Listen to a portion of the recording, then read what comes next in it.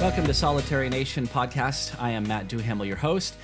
This week, we are talking employment problems and ex-felons and registered sex offenders. They all kind of combine together in this topic this week. With me is the chair of the International Prisoners Family Conference, Carolyn Esparza. Thanks for being on the show, Carolyn. How are you? I'm fine and glad to be here. Thank you so much. What we're going to be talking about is the inability and the struggle ex-felons and registered sex offenders see and face every day when it comes to employment. And I want to summarize something that happened to me just a few weeks ago. And really, this is the situation that occurred in Washington State 2 weeks ago is really why I wanted to do this show and have you on the show. So I'm going to summarize kind of what happened, and we'll talk about it. Sounds good? Sounds good to me. Okay. So about a month and a half ago, I took a job in Rochester, Washington. I actually went up there for an interview from Salt Lake, where I was living, and they really liked what I was doing. It's for a video production job, doing some photography. The company is called Kraftwerk K9, Kraft spelled with a K, and they are German Shepherd dog trainers. They have a huge 25-acre location up there, and they sell these dogs from like $5,500 all up to like $40,000 to $50,000. So this isn't a cheap operation. I was very excited to take the job because I've been dying to move from Salt Lake City to Washington for like 5 years now. And so I figured, hey, this is going to be a great deal to get up there. They offered me the job a month and a half ago. I had to wait to move up there because my lease had to expire in Salt Lake, my rental lease. So I started April 28th. Right, well, I would say the second day, I started noticing some weird things about the owner, Wayne Curry. I noticed he was very impatient, a little bit rude in some ways, and also kind of just mean.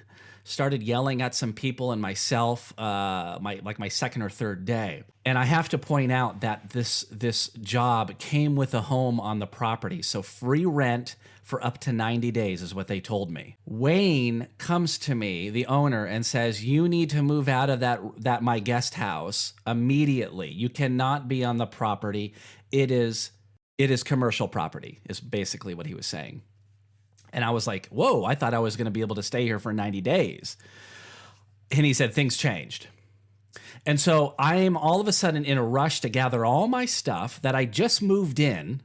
I'm putting stuff in boxes, throwing clothes in my trunk. I have a dog, I'm putting everything in there, and I have nowhere to go. I told him the only place I have to go, that I could go to, is a hotel. He's like, that's fine. You need to get out because I don't want any issues with my neighbors. Well, to make a long story short, the reason why he was forcing me out of the job and the guest house, which was part of the agreement, was he found out about my criminal history. I don't know, Carolyn, do you think it was my fault that I didn't explain to Kraftwerk K9 right off the bat about my felony offense?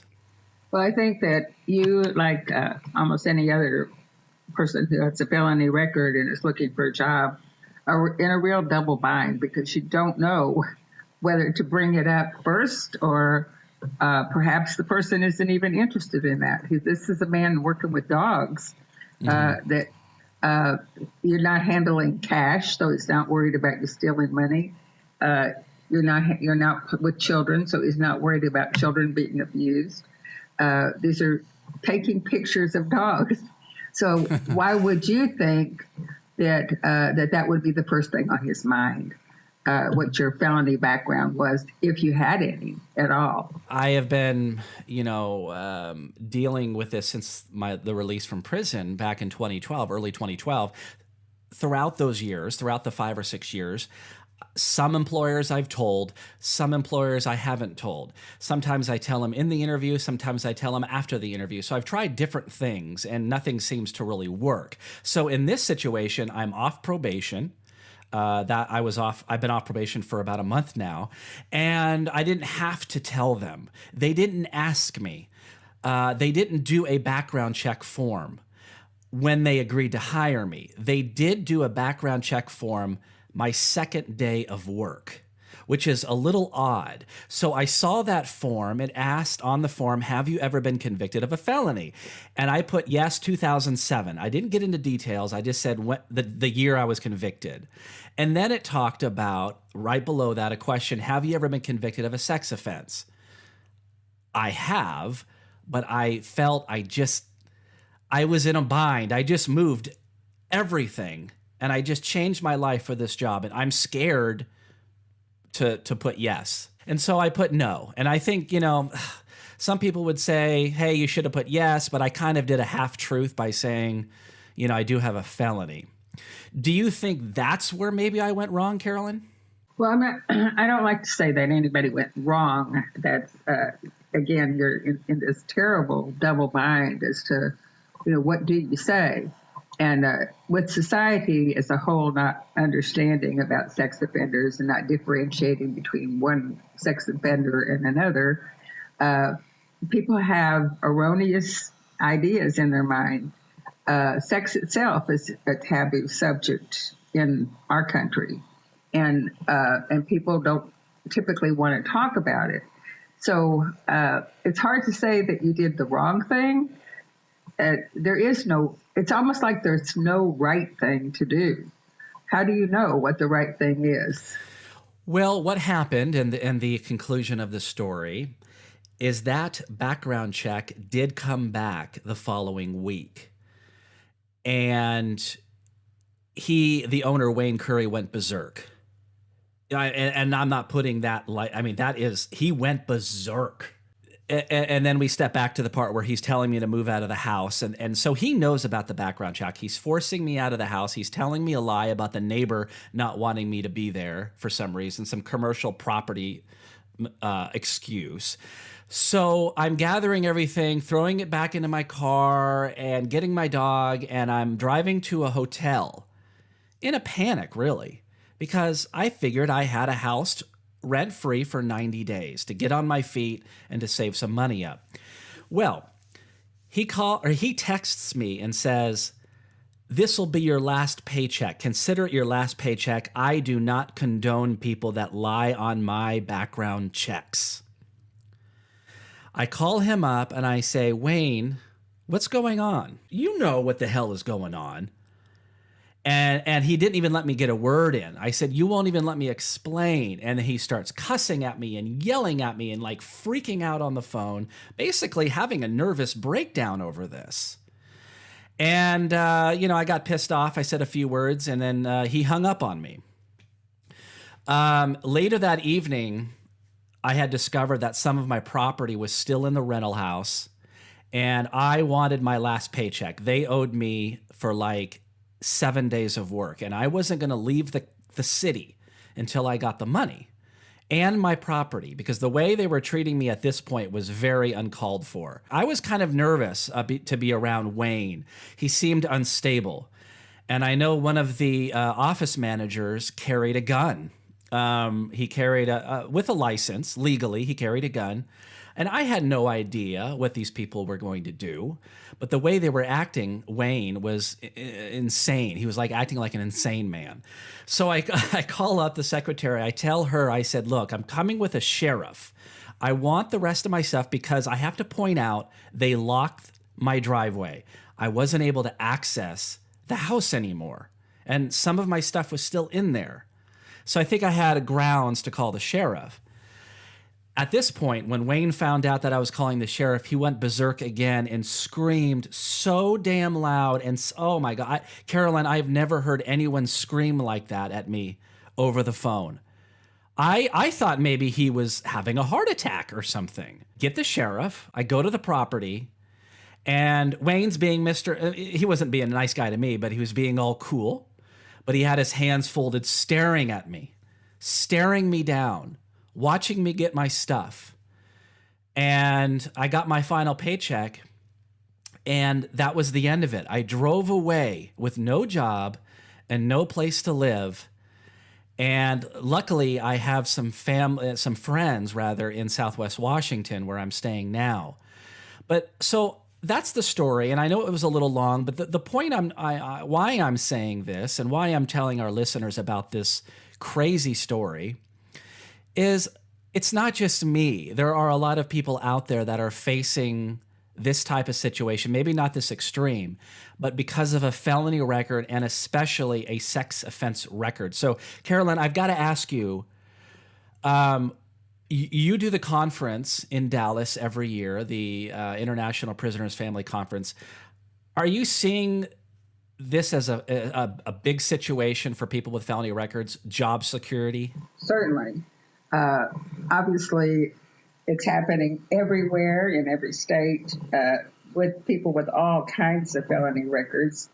And the problem is with sex offenders, it's probably doubly at least as difficult to find a job and to maintain a job as with other felonies. People, again, like I said before, have these erroneous myths that they believe in. And they don't know who prisoners are. They don't know who felons are in general. And just the word sends them running in a kind of fear. So with a sex offense, it's doubly as bad because, again, we have this stigma, this extra stigma about even talking about a anything sexual, actually. Many people just won't talk about it, and they won't open up discussions. We can get discussions going, for example, about somebody with a prison record, somebody who's even murdered or stolen something. We can get conversations going about that, but the minute you say sex, people clam up and people run the other direction because it's, a taboo subject that they don't want to talk about. So, of course, it's a very big problem everywhere for anyone getting out of prison. And, there's some people that have found other avenues to seeking a job with an outside organization and are really finding their own paths into the workforce. Sure, and I understand employers don't have to hire a registered sex offender or hire a person with a felony record. They can, it depends on the state, but they can fire that person because of that reason. It's not a protected class. I'm aware of that. But the way this company, Kraftwerk K9, handled the situation was absurd. It was wrong. It put myself into a homeless situation temporarily, but luckily, the family and friends that I have in Southwest Washington took me in. It's a very scary. I can't believe I'm still able to do this podcast at this point because I didn't know where I was going to be. Since the event, I did do some research on Wayne Curry, and I see other employers, former employees, not a felony situation, but just talking about him in a very negative light. So I think I just got very unlucky and ran into an owner who doesn't know how to run a business. Well, it certainly doesn't know how to interact with people. And I think, I had an opportunity to look online, too, and to look him up and just to verify what you said is that former employees obviously have a lot of problems with this particular man. So it's perhaps not you, and perhaps it's, it's not just felonies and sex offenses. It's something that this man has wrong with himself that we don't know what that might be, that he overreacted to this whole thing. And it certainly did put you in a horrible situation, and as I understand it, it cost you money out of your pocket that you didn't have to have to relocate and to start over again, which just makes it extremely stressful. And certainly you're handling it well under the circumstances. What advice would you have? Do you tell the potential employer during an interview about an offense? Do you let them find out about it? I don't know anymore. I don't have an answer. I have been through every single situation almost involving, I was talking about it earlier. Sometimes I tell them, sometimes I don't. Sometimes I tell them right off the bat. Sometimes I wait until the end of the interview. Exactly. What is your opinion? Well, I don't believe that blatantly lying is the answer. So, because no one under any circumstances likes to be lied to. So, I think you have to tell the truth when they ask the question. And you don't have to go into detail. It's until they start asking questions and they appear that they want to have a conversation about it. And you can ask them, are you willing to talk about this? And this is something I'd be glad to talk to you about. It may seem a little frightening at first. You have to kind of find a way to open that door to discussion, and let them know that there are plenty of people out here. We have mass incarceration in this country. We over incarcerate people. So almost everybody knows someone who's been incarcerated. So you're very likely to find a person interviewing you who actually has people in their own life that have been incarcerated. So things are actually in that regard getting a little bit easier, I think. Well, and for me personally, I thought things were going to be easier. It has been 10 years since my conviction date. And this event, this horrible event just happened a few weeks ago. So I figured, hey, as time goes on, it's going to get easier. But it's actually become harder, and I don't know why. What's interesting is I've been able to, operate this podcast. I'm a filmmaker. I do documentary films. I've released films in colleges. I've won awards, and it doesn't seem to make a difference. They don't want to look at what you've done since you've been released. They only want to look at what you did how many years ago, and that's all they see. Well, exactly, and to bring the conference, I guess, into focus with this discussion today, is that's one of the things that we're working toward, is educating the general public to what it means to have a felony record, no matter what the felony is. To put a face on the person who has been incarcerated. Even their families are stigmatized by the arrest and incarceration of a loved one, because we've stereotyped people into a caste system that we're afraid of. And I'm not, because I've worked with the criminal justice system for years and with prisoners for over 35 years now, and I know that there's so much less to be afraid of. We do fear what we don't know, and when you won't let yourself know these people, when you close your mind to the people that have been incarcerated and their families, you're creating a fear for yourself, and it's causing more problems for you, the frightened person, than are necessary. So we try to educate people and make people aware. You talked about the documentary. We're doing a documentary called The Faces of Mass Incarceration to share with people in the general public, with schools and with churches and different organizations, with employers as well.